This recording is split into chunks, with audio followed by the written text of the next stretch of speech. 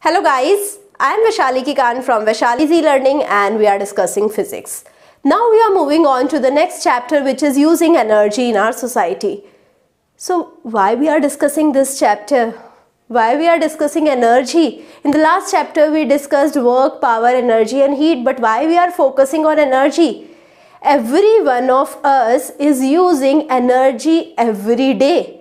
There is no person in this world who is not using energy any day. So each one of us is dependent upon energy. So you can understand this thing more clearly with the help of this table.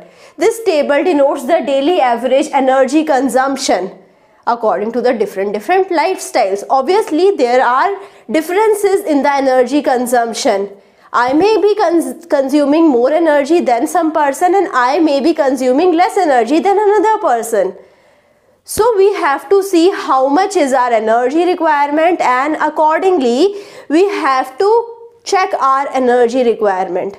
Why we have to check? Why we have to reduce our energy requirement? That all these things we are going to cover up today. So let's discuss first the table where we have the lifestyle era, types of energy use and the energy consumption per day in megajoules. Right, so you can see in the primitive lifestyle, when we have the pre-Stone Age, the people were using the energy from food only, right? So they were using 10 megajoule energy per day only. If you are just eating food, you are not using any other kind of energy, then you are using 10 megajoule, right? So now this is the average energy. Coming to the seasonally nomadic lifestyle. When we had the seasonally nomadic lifestyle or the Stone Age era. In the Stone Age era, fire was developed, right? So from wood as well as fires we were getting the energy. And we were using this energy for cooking as well as heating. So average energy consumption from 10 megajoule it increased to 22 megajoule. Then comes to the agriculture lifestyle, which was the medieval era. In the medieval era, we were using the energy from domestic animals, we were using the energy from water, we were using the energy from wind as well as from coal. And the average energy consumption from 10 megajoule, it increased to 100 megajoule. Coming to the industrial lifestyle. In the industries, industrial revolution happened in the 19th century. And in the 19th century, we had the use of coal in the industries. We were having the steam engines. Coal were used in the industries. Steam engines were used, right? So the average energy consumption per day increased to 300 megajoule. Now coming to the present time, the technological era, right? Technological lifestyle in the present era. So now from the fossil fuels we are taking the energy. Today we are taking energy from the nuclear sources as well. We are using energy in the electricity, in transportation, in industry as well as in agriculture. In everything are surrounding to us, in every activity we are doing, we are consuming energy, and the average energy consumption per day has increased to 1000 megajoule. From 10 megajoule now we are consuming 1000 megajoule, and there are some developed countries which are using much more than this as well. So we have to check our daily need. We have to check our energy consumption, right? So we have to check what is the doubling time. Doubling time is the time required for an amount to double.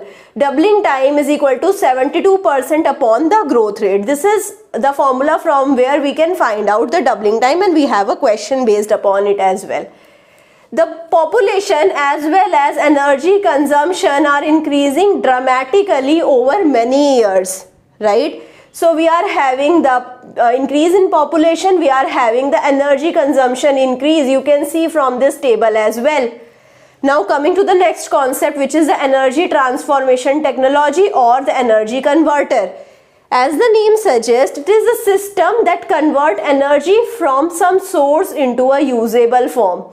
If I have energy from some source, I want to convert into the energy in some usable form, I will be calling this thing as energy transformation technology or energy converter. Efficiency can be given as E out upon E in into 100%. Now when I have the transformation technology, most of the transformation technology, I can say all of the transformation technologies are working at less than 100% efficiency. There is no transformation technology which is 100% efficient, which can take energy and which can give 100% of this energy into the useful energy, right? So the energy transformation techniques operate at efficiency less than 100%. A lot of waste energy will become thermal energy. As a thermal energy, most of the energy is wasting in a lot of energy transformation. Coming to the energy resources. So what are the energy resources? Energy resources are the raw material that are obtained from the nature that can be used to do the work. So when I have some raw material which I am using to do some work by taking energy from these raw material, these are called the energy resources. Raw material which are giving us energy to do a particular work. Coming to the renewable energy resource. Renewable energy resource is an energy resource that renew itself in a normal human lifespan. Most of the energy resource will renew themselves, right? But most of the energy resources will not be able to renew themselves in the normal human lifespan. So those energy resources which you can renew in your lifespan, those are the renewable energy resources. And obviously non-renewable energy resources are the energy resources that do not renew itself in a normal human lifespan. In a normal human lifespan, these energy resources can't get renewed. Now let's talk about the non-renewable energy resources like hydrocarbons. Hydrocarbons, as the name suggests, it is composed of only hydrogen and carbons, right? So hydrocarbon are compounds that contain carbon and hydrogen only. Coming to the bitumen. Bitumen is a mixture of hydrocarbon and other substances that occur naturally or is obtained by the distillation from coal and petroleum. So from coal and petroleum I am getting bitumen, and bitumen contain various hydrocarbons as well as other naturally occurring substances which are a source of energy. This can be used as a resource. Now this bitumen and the coal and petroleum are non-renewable sources of energy. It takes millions and millions of years to form coal and petroleum. So million and million year is not a normal human lifespan. So I can say the coal and petroleum are the non-renewable sources of energy. Coming to the nuclear fission. Nuclear fission is a process in which the nucleus of each atom will split into two nucleus, right? So one nucleus is splitting into two nucleus, and in this process we have a relatively large amount of energy release. So this nuclear fission can be used for our energy requirements, right? So now coming to the renewable energy resources. We have various renewable energy resources as well, like we have solar energy. Solar energy, as the name suggests, is the radiant energy that is coming from the sun. We can use this energy to convert it into the electrical energy or to heat energy or any other energy requirement based upon our application. And we can use this renewable energy because sun's energy we are getting every day. This is called as renewable source of energy. Now coming to the passive solar energy. The passive solar energy is a process of designing and building a structure to take best advantage of sun's energy at all times of the year. So we know sun's energy is not constant at every time of the year. We have winter season, we have summer season, we have rainy season. So this structure is designed in such a way that we can take best of the sun's energy at all times of the year, and we can utilize sun's energy in our energy requirements by converting it into some another type of energy. Now coming to the active solar heating. As the name suggests, it's a heating process with the help of the solar energy. The process of absorbing sun's energy and converting it into other form of energy is the active solar heating. So we are converting the solar energy into the heating. Coming to the hydraulic energy. Hydraulic energy is the energy which is generated by harnessing the potential energy of the water. Water is present in the river, water is present in the sea, water is present in the ocean. The water will be having a lot of potential energy. The gravitational potential energy of the water is used to convert into the different types of energy like the electrical energy. Right, now coming to the wind energy. So if I see the areas which are at the shore, so now those areas are having a lot of wind energy. This wind energy can be utilized to convert it into the electrical energy. So we are using the wind energy to rotate the turbines, and as the turbines are rotating, we are going to talk about this thing, how the turbines rotate, and this rotation will convert the wind energy into the electrical energy. So we want to rotate the turbine in all of the cases. So now in the solar heating, in the solar energy, we are just taking the heat energy. We are taking this heat energy to produce the electrons, the photoelectrons, right? Because of light, we are generating the current. We are directly generating the current. So light is converting the light energy. When it is falling on the surface, it is converting it into the current. When I'm talking about hydraulic energy is the gravitational potential energy. This potential energy is converted into the mechanical energy. It rotates the turbine, and then turbines creates the electrical energy. The wind energy, again, it is having the same phenomena, right? We have windmills, and now here again the turbine will be rotated with the help of wind energy. Wind energy will convert into the mechanical energy. The mechanical energy of the turbine will convert into the electrical energy. Then we have the tidal energy, right? So tidal energy over here is the energy which is generated by the harnessing the gravitational force of the moon and sun that act on the earth. So we know the sun and moon also have the gravitational field. So sun when comes above the ocean, or moon when comes above the ocean, moon will attract the water from the ocean, and there will be tides generating in the water. These tides that are generated extensively at night, these tides are having great gravitational potential energy, and this gravitational potential energy of the tides can be utilized to rotate the turbine, and thus we are converting the gravitational potential energy in the form of mechanical energy, and this mechanical energy can be used to generate the electricity, and thus we are converting the mechanical energy into the electrical energy. Coming to the biomass energy.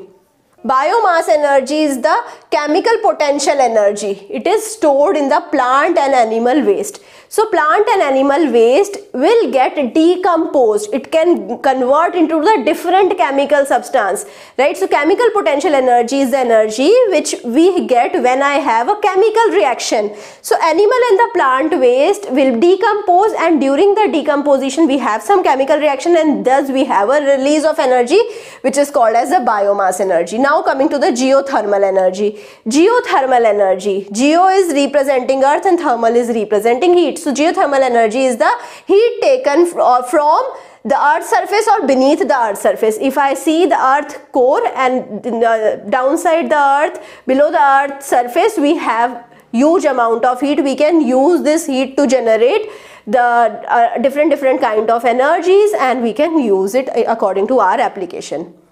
So thermal energy or heat taken from beneath the earth's surface is the geothermal energy. Then comes the nuclear fusion. Nuclear fusion, here we were talking about the nuclear fission. Fission means splitting, fusion means combining. So nuclear fusion, as the name suggests now, it is a process in which nuclei of two or more than two atoms, these are the light atoms, like I have hydrogen as the light atom. If I have two hydrogen atom, the nuclei of two hydrogen atom will combine to form a larger element nuclei, like it can form helium, right? And in this process, this combination of the nucleus will emit a large amount of energy. So extremely high temperature is required, and this process will release a lot of amount of energy, and this energy release is present in the sun's surface. In the sun, hydrogen nuclei are combining to form the helium, and thus sun is releasing the energy with the process of nuclear fusion. It is a process in which the nuclei of atoms of light element join together at extremely high temperature to become larger nuclei, and in this process it will release a lot of energy. Coming to the fuel cell. Fuel cell is a device that changes chemical potential energy directly into the electrical energy. If I am putting chemical into a device, then I am generating electricity with this chemical directly right? So this process is done with the help of a device which is known as the fuel cell.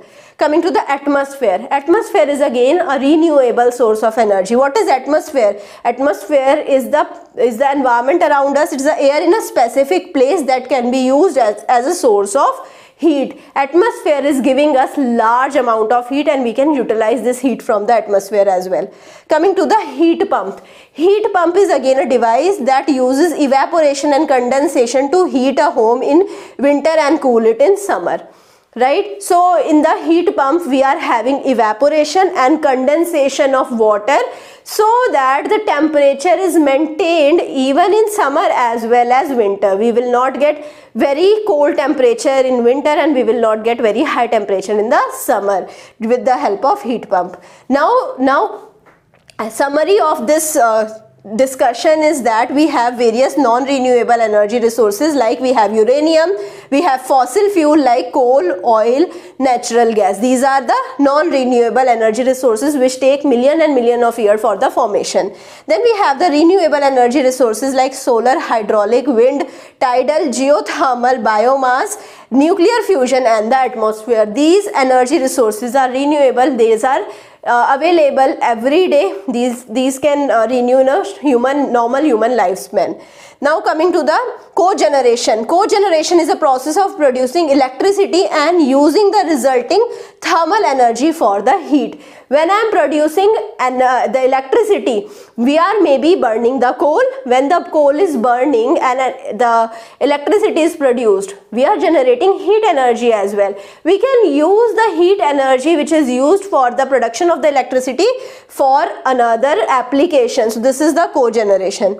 Now coming to the local consumption. We know when we want to transmit the energy, like if I generate the electricity in one country and if I want to transmit it to another country, so there is a lot of transmission wastage, right? Lot of power will waste when I transmit the energy. So we have the concept of local consumption, where we generate the electricity or energy. Generally we are generating electricity, we are using the local generation concept for the electricity. So generating the energy locally to avoid transfer of energy to long distances using the transmission lines. So here we are not using the transmission lines, we are generating the energy locally.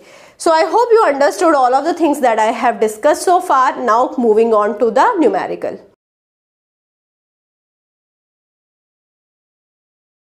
So the problem states, by what factor will Africa's energy consumption increase in the next 32 annums at an average growth rate of 4.5% per annum. So doubling time here is given by 72% upon the growth rate. This is a formula that we know. So now growth rate is given, which is 4.5% per annum. So we are going to divide 72 by 4.5% per annum, and this is how you are going to get 16 annum. In 16 annum you are going to get the double of the population. So now after 32 years, because in 16 year we are getting double population, after 32 year we will be getting double of double, right? 2 into 2. So we will be having 4 times the present value. I hope you understood all of the topics that I have discussed. Don't forget to download our mobile app Vaishali's e-learning, and also please visit our different platforms like Instagram and LinkedIn, where also we are generating good content for you. You can visit our profile, and don't forget to like as well as subscribe our YouTube channel. Thank you so much.